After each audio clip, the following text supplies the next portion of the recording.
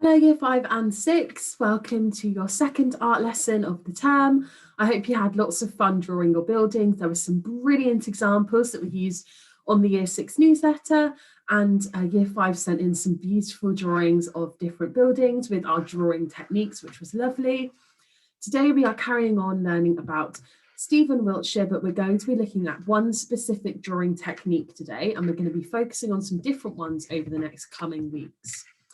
So I'm going to share my screen and let's have a look at what we're doing today. So the date is Monday, the 1st of March, and we are exploring a new drawing technique. And our big question, which gives us a clue to which drawing technique we're going to be looking at, is what is cross-hatching? Some of you may have come across cross-hatching before, especially Year 6 if you've done it in other years, but we are going to be focusing on that drawing technique today and discovering some more. So our steps to success: I can understand a drawing technique, so we're going to understand what it is and how we create it. I can make comments about my own work using artistic language. So we're going to talk about the way that that technique is used and how it helps our work. And I can take inspiration from Stephen Wiltshire's drawing techniques. We're going to look at his work and how we can transport it into our own. Right, your 5-minute doodle. I want you to draw a random shape and turn it into something else. So I'm lucky because I have my shapes up here, so I might do a triangle shape.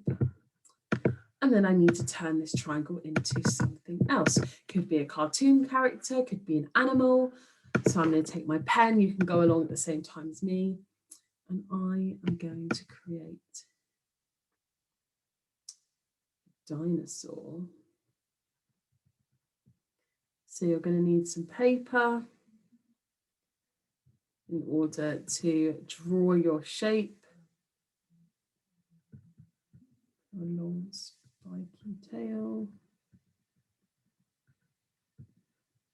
And you can turn it into something else. You might even want to ask a family member to draw the shape for you, so it's a surprise. I'm going to add some green, some colour to my dinosaur. Different spikes. The tail.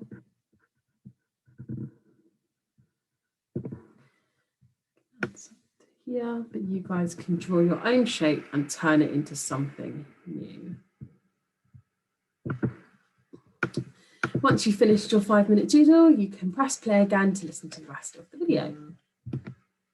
So our big question is, what is cross-hatching? And we're going to look at this in more detail now. But before then, let's see if we can remember our artist. So can you remember who our artist is?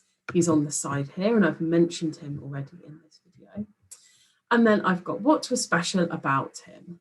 So what can you remember was special about this person? Well done if you remembered his name is Stephen Wiltshire. And the thing that was special about him was that he has a photographic memory. He has autism and has a photographic memory, so he can draw landscapes from his brain and just looking at something. Here is one of his drawings he did of London. Beautiful fountain, and we've got Piccadilly Circus here.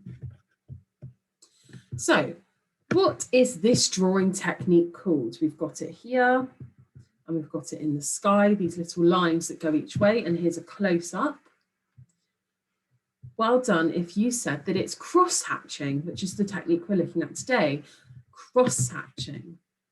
And the reason it's called cross-hatching is because the lines cross over each other into like a thatched pattern. So here we've got a more scribbly one, this one here. It's got more scribbles on it. This one has got neater, darker lines. We've got one-way cross-hatching and then a more light sketch of the crosshatch. You can see we've got a messier crosshatch, and then here we have light to dark. So what do we notice about these crosshatch sketches? Well, we notice that this one has a lot lighter lines because they're further apart. And as we go down the scale, we get to a lot darker crosshatch as the lines are closer together, and that means that we have a darker shade. And we call this, I'll pop it here, light, and then we have dark tones. And we sometimes call it shading. When we shade, we want to go from light to dark or dark to light to show when something's got a shadow, and it gives it a 3D effect. So here are some sketches that use cross-hatching, and you can notice that we've got this shadow here, so that gives it the 3D effect. It allows for us to show where the light is coming from. So in this pomegranate picture, we can see that a light would be coming from this way and beaming on this side because we have these lighter patches of colour and our shadow is underneath.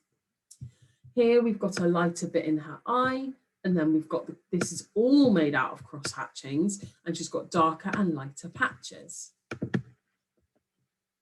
Here are some words, some artistic words you might want to write down or take note of.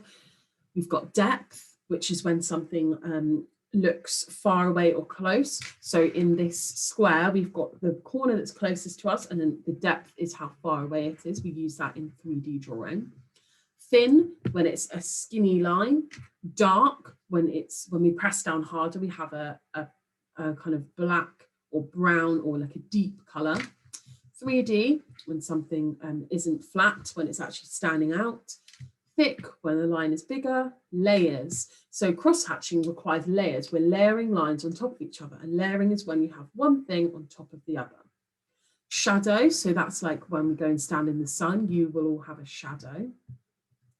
Abstract is when something doesn't look real. So if we just had loads of different crosshatch lines, it would be abstract. We have to make the picture ourselves. Whereas realistic is when something does look like something. So this does look like a pot, that looks like a circle ball.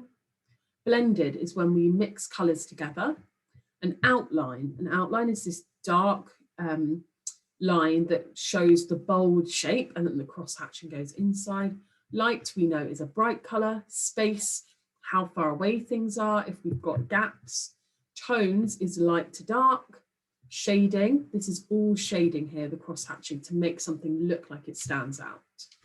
But these are our artistic words we're going to keep looking at over the next few weeks. How can we sketch light and dark? Sorry, that needs a question mark. How can we sketch light and dark? Everything has light and dark shadows. So I have darker shadows here and here, and I've got lighter under my eyes where the sun, I've got the window in front of me, is shining on my head. And this apple, the sun would be shining this way, and we've got a light patch here, dark here, and then a shadow underneath. So when we're drawing a picture, how can we actually show that? Because it's easy to just draw the outline, but how do we make it look 3D and have different tones? Well, we can do cross-hatching. Here I've got a lighter example, getting darker and then even darker. And the way that I've done this is I've taken the crayon one because it's the most like a pencil. And for lighter, I'm just doing one stroke, and my lines are a lot further away to give the light patches in between. The further away my lines are in a crosshatch and the thinner they are, the more light it will look. Pop it like that, and that would make a lighter effect because I've got these gaps, and hopefully my line would be thinner than that actually. To make these darker colours, I would go over my line maybe 1 or 2 times, or press harder down on my pencil. You guys will have a pencil or a pen or a crayon, but you can press down harder. And my lines are going to be a little bit closer together so that I have less space in between for light to come through. So I'm doing kind of darker bits, and cross-hatching is just when lines go vertically and horizontally over each other, a bit like checkers.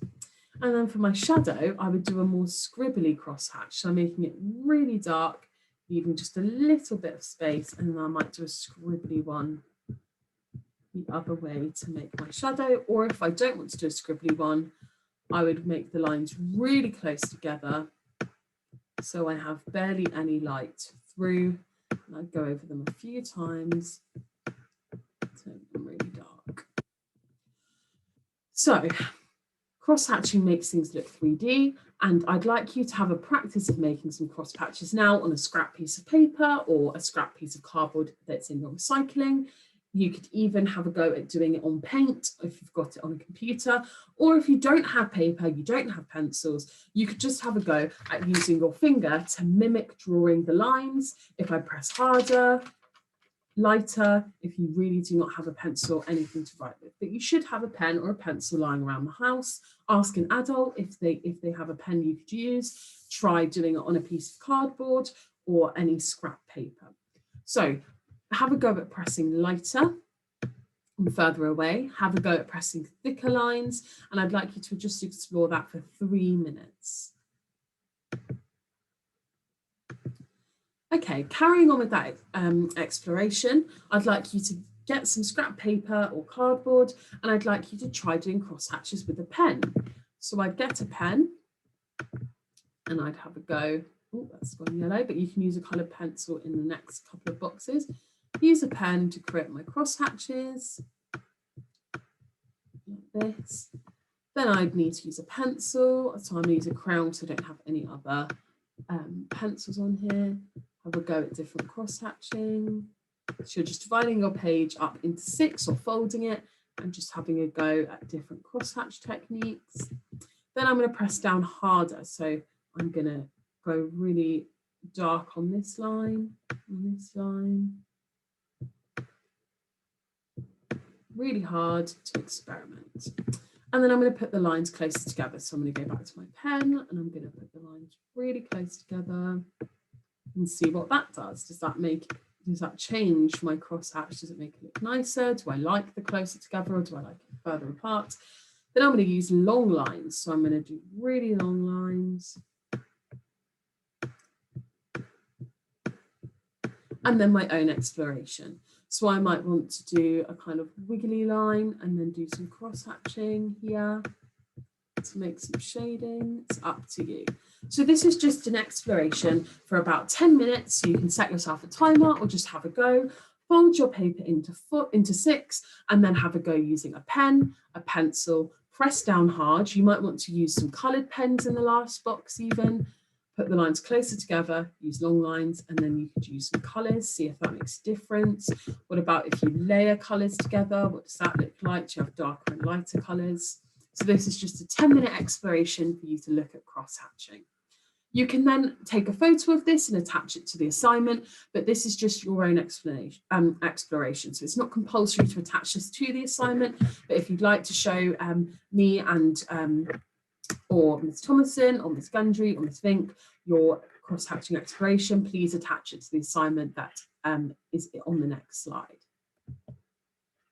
So hopefully you had fun just exploring some cross-hatching, the ones you like the best. And your task for today is to draw a piece of food or a piece of fruit using cross-hatching. Fruit would be preferable because it has light and dark patches and it's easier to draw. So I've got a banana here. This is all drawn with cross-hatching, lots of darker bits where they've pressed harder and some lighter bits inside.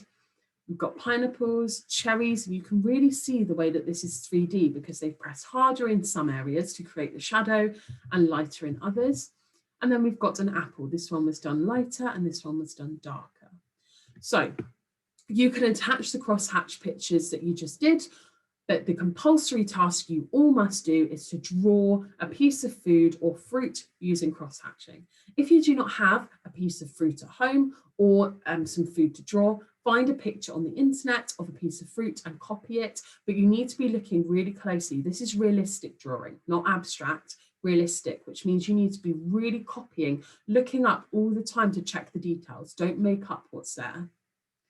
If you do not have paper or pencils or pens, please have a go on paint, or if you're unable to do that, then please just write me in the assignment a few words about cross-hatching. You could even review one of these drawings, say what you like, what you dislike, but you should all be able to access some paper or some cardboard or any scrap that's in the bin and have a go at drawing a piece of fruit using the cross-hatching technique.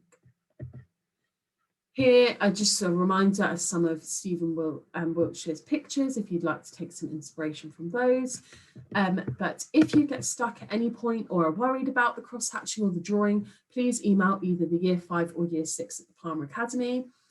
Please also complete these tasks. Take your time over them. Be proud of your artwork. Don't just scribble something out. Think about what you're going to draw. How does it look? Is there light? Is there dark? Really study the picture. You can rewatch this video as many times as you like before submitting, and please don't just submit work if there's nothing on there. Make sure that you've drawn the picture, and if you can't attach it as a document, just send an email to year 5 or 6 so that we can have a look. It's better for you to send it by email than just not to hand anything at all. I hope you have lots of fun drawing your pieces of fruit using crosshatching, and I will see you all soon for next week's art lesson. Bye.